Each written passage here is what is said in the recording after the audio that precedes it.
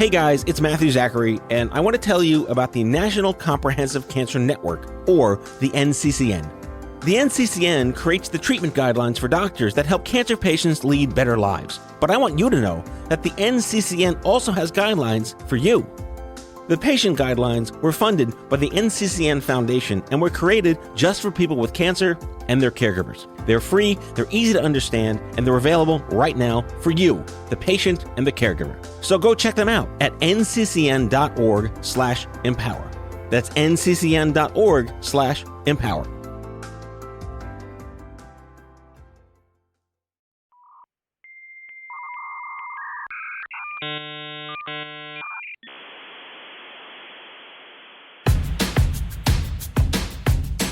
I'm as mad as hell, and I'm not gonna take this anymore!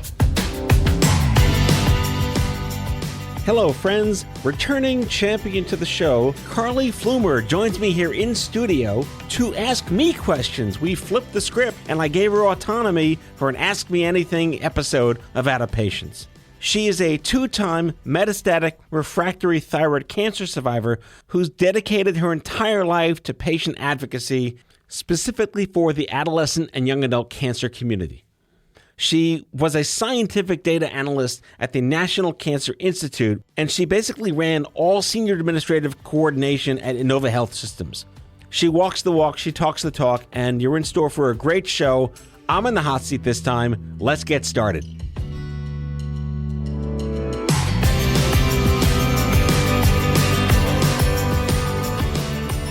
Carly Flumer! I'm back! You are back. Oh my God, it's so good to see you. Good to see you too. It's just like another wonderful, nostalgia moment. Yes. About relationships and friendships from the club that it kind of sucks to really be a part of, but you just make friends for life. Yes, absolutely. Yeah, so this show is a kind of a young adult cancer retro throwback episode because just last night, for the listeners' sake, as of today's recording, I attended Stupid Cancer's 15th anniversary birthday party. That's huge. It was really big, and I feel really old. No. But congratulations. That's a huge accomplishment. I was so happy to be there. And this may sound weird or anti-ego, but of the 150 some odd people that were there, no one knew who I was, and I was really happy about that. Because I stepped away almost 4 years ago to give it the life it needed without me tethered to it. And that new leadership, new culture, I was aging out. I was probably way more aged out. I think when I turned 40, I christened the Young Adult Cancer Alumni Society. And then now, how relevant could I be to an 18-year-old? So the whole organization really just followed the generational cues. And as much as I hate the fact that the room was packed with 20-somethings with cancer, sure, I was happy they were there and they had a home and everything is still carrying forward with the momentum we'd hoped would happen. That's wonderful. Yeah. Yeah. So you're here to ask me questions. I am. Yes, so fire away. Oh my gosh. Well, how did you get started with Stupid Cancer? I don't know the origin story. Are you serious? How many years have I known you? I don't know. I'm sorry. Yeah, all right. So this part of the conversation, well, again, most of my listeners know that I was diagnosed with brain cancer in college and given, the whole proverbial 6 months to live. It's like a nice PR headline.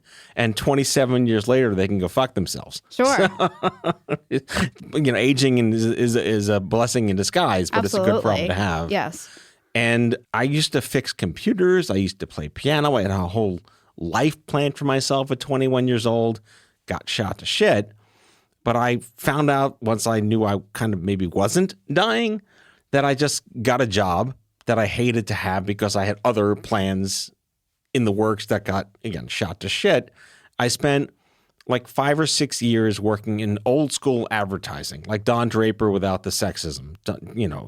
Maybe it was the 90s. Could have been, residual shitness that wouldn't work well today.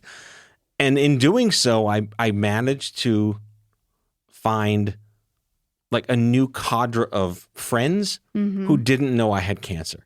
And in the 90s, it was still a stigma. It was a whisper campaign. You thought it was contagious. It was crazy to think that by today's standards. But I got to meet all these people who didn't know I was sick, who didn't judge me, who I didn't feel judged by. And just getting that career started gave me a whole new lease on life. And it was only until I discovered Livestrong in the earliest days, in its heyday before they fucked it all up because Lance was, what a piece of shit. And I'm on the record of that. For what it's worth, they threw the baby out with the bathwater. But what resulted of that was this young adult coalition that came out of it, which inspired me to start Stupid Cancer.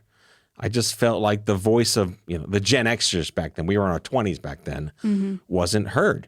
It was all about little baby Timmy and little Grandpa Herbie, and nothing mattered to us from an age-appropriate perspective. And someone had to do something about it. So the scientists got on board, the advocates got on board, the policy groups got on board, but there was no marketing person to get on board. So I built Stupid Cancer to serve as this sort of cultural brand that could be angry and pissed off and funny and not about Hallmark cards, wristbands, and ribbons. And that's how it got started. That's amazing. Well, thank you for sharing that. I appreciate that. So how far do you think it's come in terms of what you would hope it would be, or is it all that you hoped it would be? History is a teacher. Uh-huh.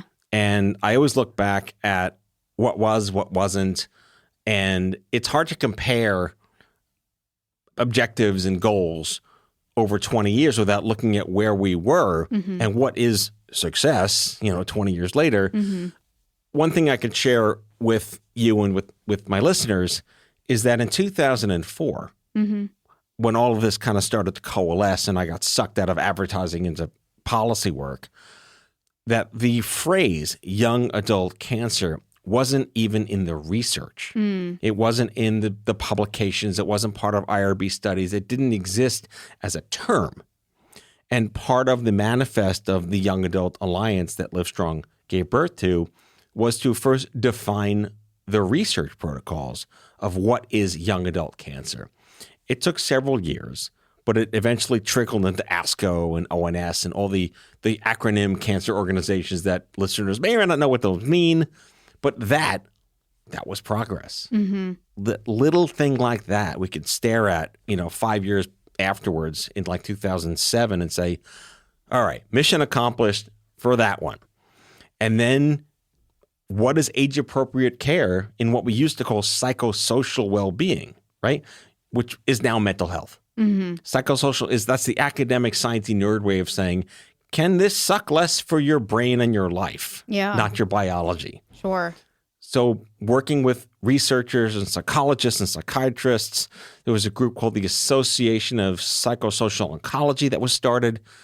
That paved the way for how your quality of life had to become tantamount to your quantity of life or quality of care. So that is another really big thing. Treating people based on their age first and their biology second. I would look at another huge win for young adults being the Affordable Care Act.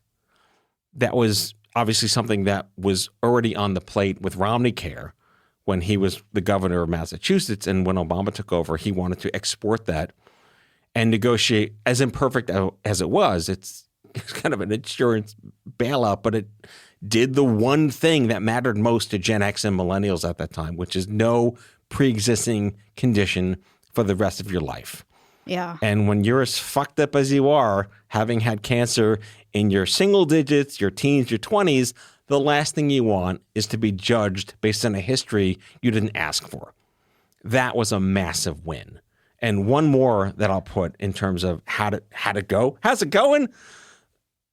Breast cancer in young women was never really taken seriously from an age-appropriate perspective because mammograms only worked in less dense breast tissue post-menopause. But groups like Komen and the Young Survival Coalition and the Living Beyond Breast Cancer groups all rallied to build policy piggybacking on the Affordable Care Act. I mean, again, creature of history here. And they put in a omnibus spending pork thing. Pork is usually a bad thing. This was a good one. That lowered the age of screenings to 40 for the first time since mammograms were invented and screening guidelines were invented by X, Y, and Z. And what that did was that forced the diagnostics companies to change their mammogram tools to account for denser breast tissue in premenopausal women who may be over 30. And that gave a huge open door to let's try to not get breast cancer, not just at 50, at 40. But it also did one really important thing. It guaranteed federal protections and full coverage for reconstruction for the rest of your life. Wow. If you have a mastectomy under 40 years old, you are going to be, it's almost like recompense for having to do harm in Hippocrates' world. It's called iatrogenic medicine, just jargony jargon.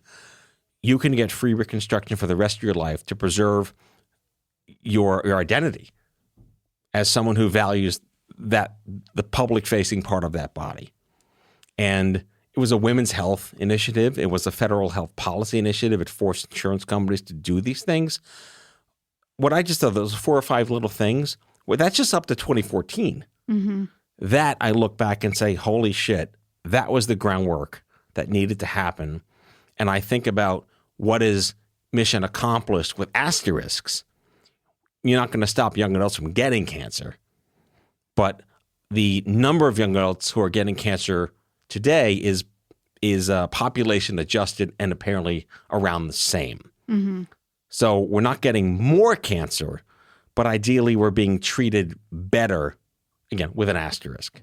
Sure. I was going to ask, how do you feel hospitals are doing in terms of placing patients in a specific AYA segment of care as opposed to the pediatric unit versus the older adult unit? Because some hospitals, they do have young adult wards for teens, but some hospitals do not recognize that. We talked about the third door as a metaphor back in the 2000s, that there's kids, there's adults, and there should be an AYA door. Sure, yes. And it really wasn't until like the age of genomic medicine where they realized that giving young adults pediatric protocols, like give the 20-something the 8-year-old chemo, had them live better and live longer. And the adult oncologist who was treating that 22-year-old would never know to give that young adult a pediatric protocol because they don't live in pediatric oncology. So once it was figured out that there's more money to be made by prescribing the right medicines to patients, then there was an unofficial subspecialty created out of pediatric oncology, which was kind of nicknamed KAYAK, K-A-Y-A-K, Kid, Adolescent, Young Adult Cancer. Or sorry, K-A-Y-S-C, not like the boat. Yeah. And, you know, it's kind of like an unspoken, uncertified, but there are now pediatric oncologists who have extended the age of the clinic up into 28. Wow. So, but not every hospital has the third door, Sure. rhetorically speaking. And it's been difficult to get that wide adoption because of just different perceptions, different skepticism. And do they see enough young adults at that hospital Sure. to justify the expense of this? Because I say only with love, there's still only 80,000 or so of us diagnosed under 40 every year, which is like 5% of all cancer diagnoses. That's a lot of people. It's a lot of people, but out of 1.9 million a year, we're a loss leader. Like pediatrics is a loss leader to the fundamental capitalistic nature of our fucked up healthcare system. But I'd like to think that more oncologists who have moved from just peds to peds and young adults and adolescents per se are more acutely aware of the age relevance of their patients, and that just doesn't trickle into their mental health and their psychosocial and all these other spiritual, economic, financial, career, but into their medical treatment. If there is a genetic test, if there's a biomarker test, if there's a chemotherapy trial that they know has better outcomes in young adults, which is for kids, they will know that's the first line you get instead of that. So that's my optimism, which is rare, but that's my optimism. So I listened to an episode that you recently did on clinical trials. Thank you for being my listener. Yes, I loved it. She was brilliant.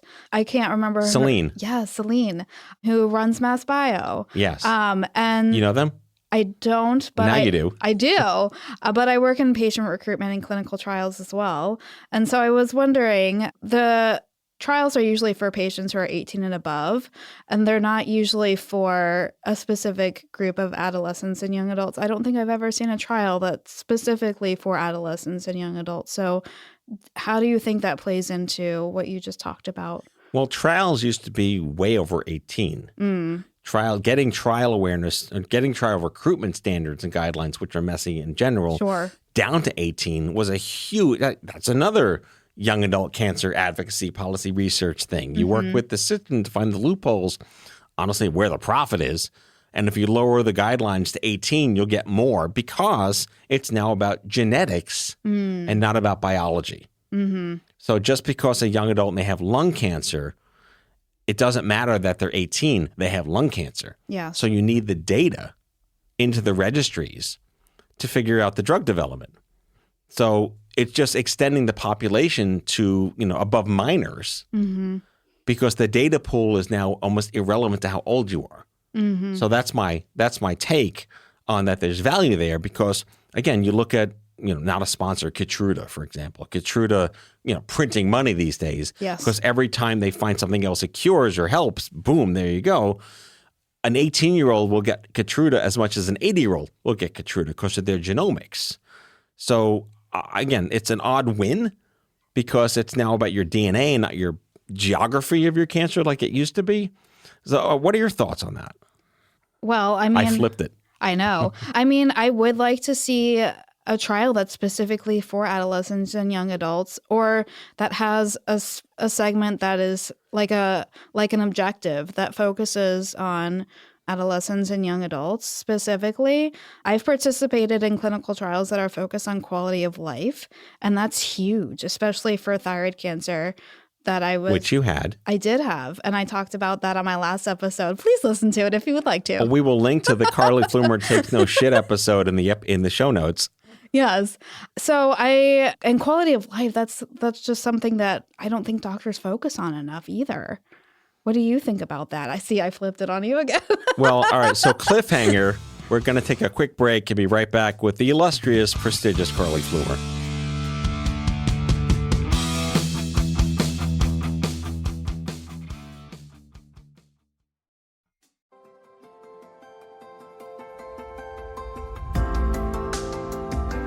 The COVID-19 pandemic showed us how a microscopic virus could upend our lives and how unprepared our society was for it. There's so much more out there that we need to understand, which is why I recommend subscribing to Crooked Media's America Dissected, hosted by former Detroit Health Commissioner Dr. Abdul El Sayed. Each week, Dr. El Sayed sits down with doctors, scientists, culture makers, and policy leaders to ask questions like, how could new genetic discoveries change our relationship with our own genes? How could addiction to social media change our brains? Or how even climate change could make the next major pandemic more likely? To hear discussions on these topics and more, check out America Dissected from Crooked Media. New episodes drop every Tuesday. Listen on Apple Podcasts, Spotify, or wherever you get your podcasts. Retire your overplayed playlist. You'll never hear the same mix twice on AMP. AMP is a free live radio app where anyone can hop on the mic and play the music they love, so you can discover new-to-you playlists as they're made. Download AMP, that's AMP, in the App Store.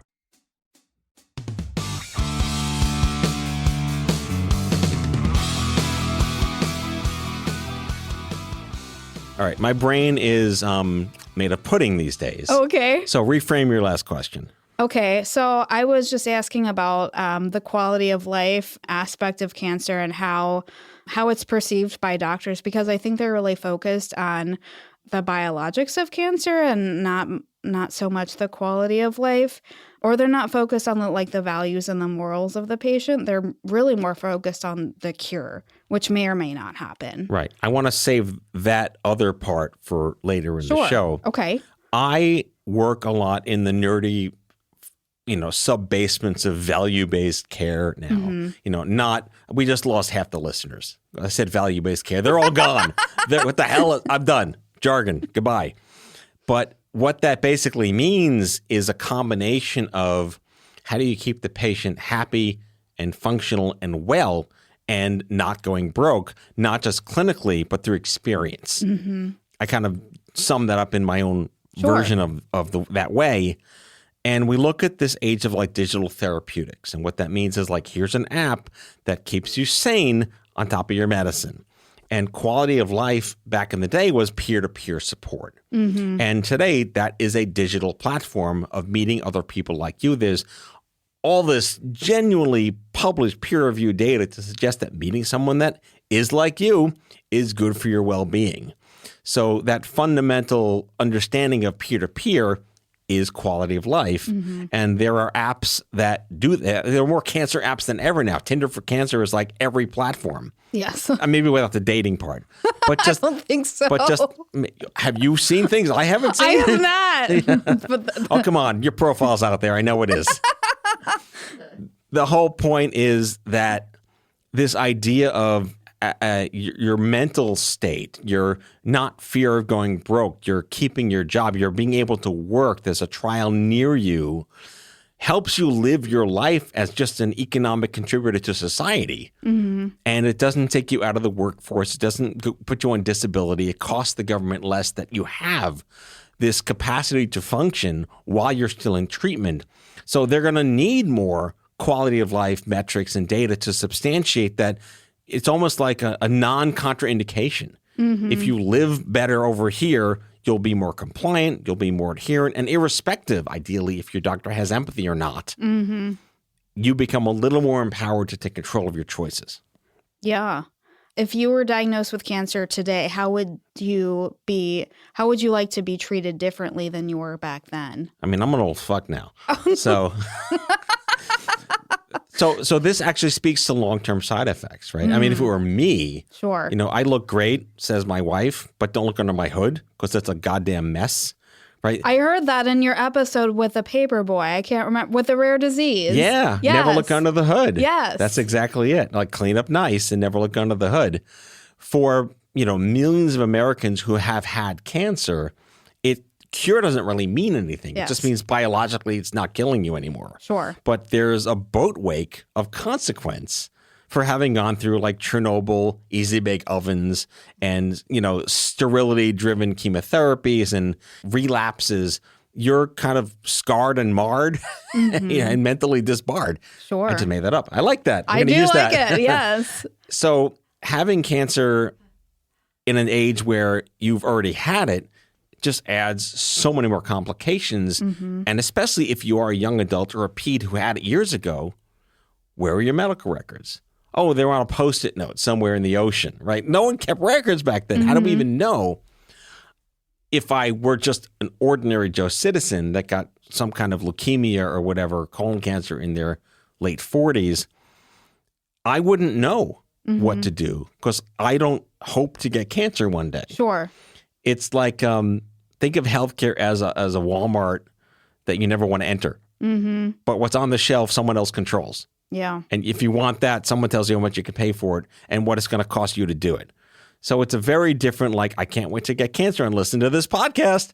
That's not how healthcare works. So if I'm just an unassuming citizen who gets this diagnosis, I'm in a position of my medical team, the internet, and utter blithering chaos. Mm-hmm. And I think that's how you have to you shouldn't have to hope that you know something.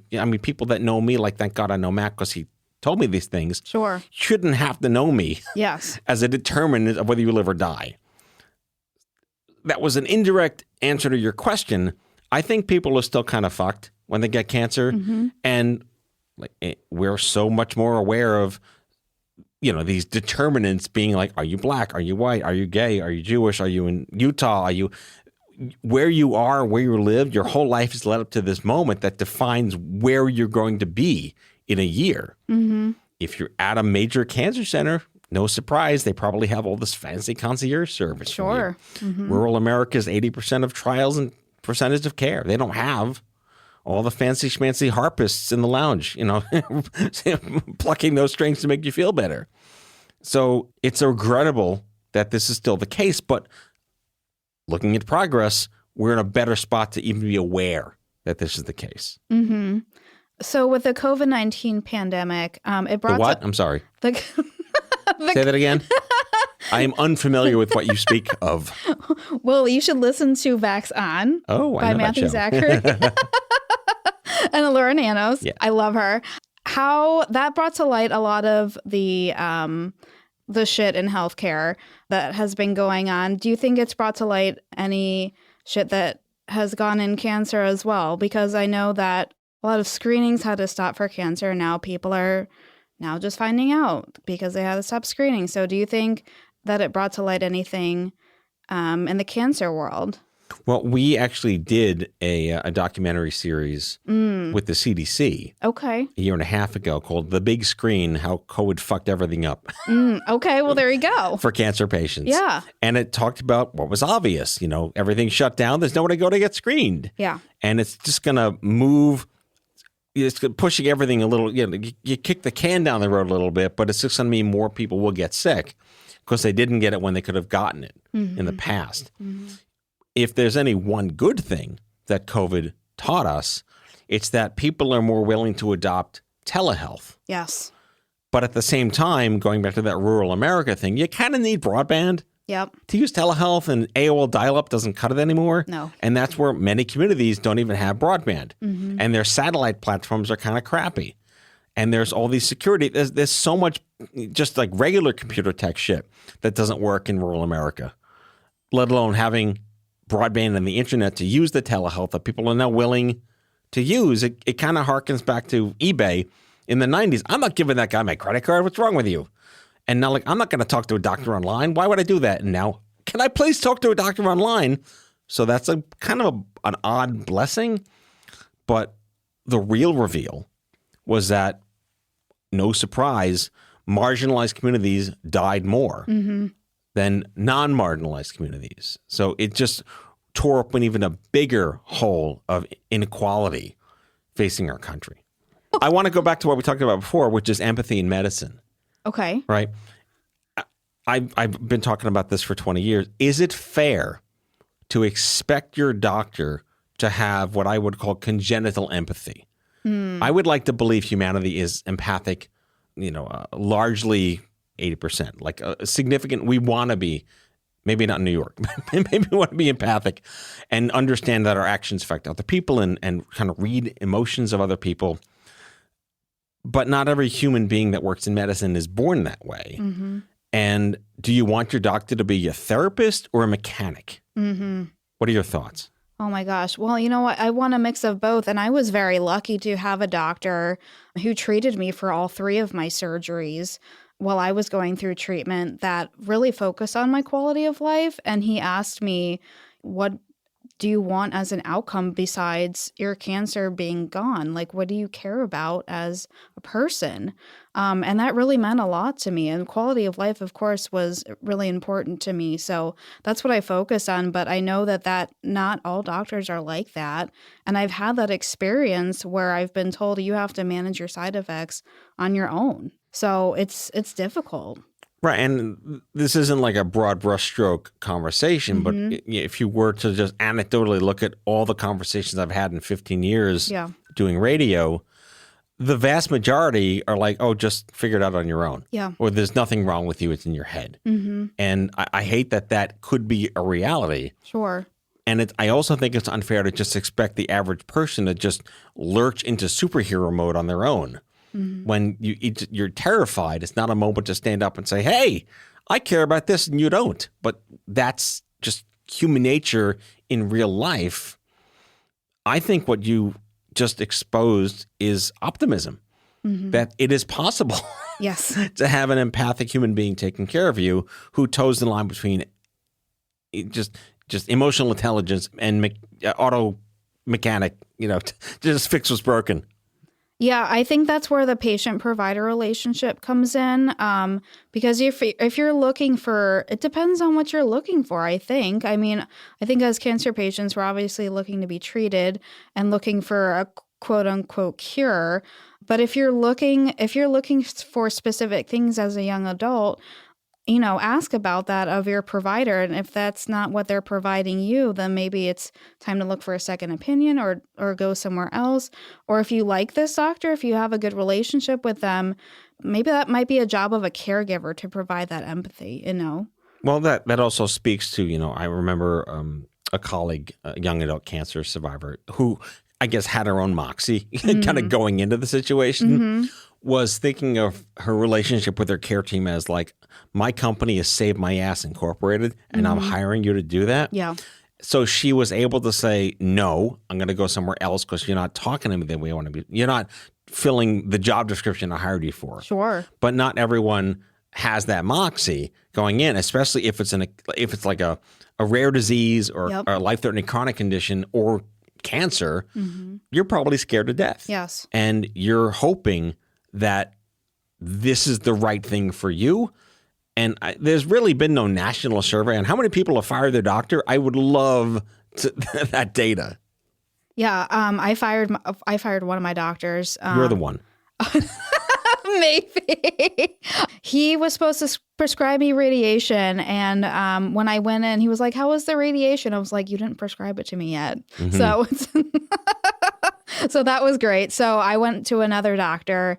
But it's just like keeping track of your records. And when a doctor walks in the room, I don't want them to ask me, I don't want them to have to go over my record so many times and then ask me, oh, by the way, how are you doing? Like, no, take a second to look at, my chart, Yeah. Yeah. All right. Lightning round. Sure. We got 2 minutes left. How do you think healthcare is going these days in terms of, we just went through a pandemic. We're still in a pandemic. And then monkeypox and Space cancer is coming soon, by the way. Oh, is it? Yeah. Tell me more about that. Well, if it's not something of Earth that'll kill you, something from space will kill you. Okay. Yeah. So the flying monkeys from Mars are going to come with space cancer. No, but really, how do you think healthcare has evolved since you've been diagnosed? That's a 30-minute answer. Oh, well, that's true. But super quick, I have a cockeyed optimism that American citizens are more aware than ever about how fucked we get by healthcare.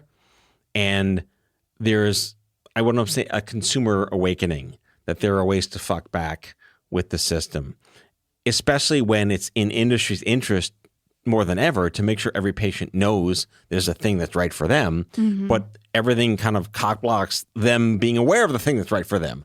So that's why things are just stuck in committee in market access. They're never going to see the light of day. They'll never get reimbursed. But if you tell Americans that there's a way to just not get cancer these days because of the test you can take and you'll never get it, you'll have the good kind of riots in the street. Because it's unfair to our liberties, if I'm going to go all patriotic here, that we don't know that there's something we can get as consumers that can actually help us. And never before in our time have we had that chance to awaken the country in a very digestible way that here's where healthcare is going. And you're now being denied choices because there now are choices. So that's where I see optimism in the next couple of years, because all these tests that are existing now with blood tests that can detect multiple things, they're going to be at Walmart in 5 years. But how do we get them into Walmart? And we need American voters and American citizens to lobby to get that done. So that's my optimism in terms of where we are based on the last, 55 years? Since it was 51 years since the Cancer Act. So we're in the next 5, I think we'll do more than the last 50. Well, thank you so much for joining me on your show. Thank you for joining me on my show. My show? Your show. Whose show is it? It's both of ours. It's both of our shows. Yes. Carly Flumer, thanks for coming on board again for number 2 on Out of Patience. Awesome. Thank you so much for having me.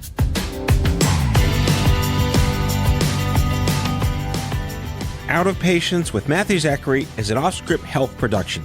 The executive producers are Matthew Zachary and Andrew McDowell. It's mixed and edited by Kyle Moore. If you like the show, ratings and reviews are always welcome. Leave us a message anytime at 855-AUDIO-66. That's 855-AUDIO-66 to share your healthcare shitness with us, and we might just play them on the air on a future episode. For more information about this show and OffScrip Health, visit offscrip.com. That's offscrip, no T.com.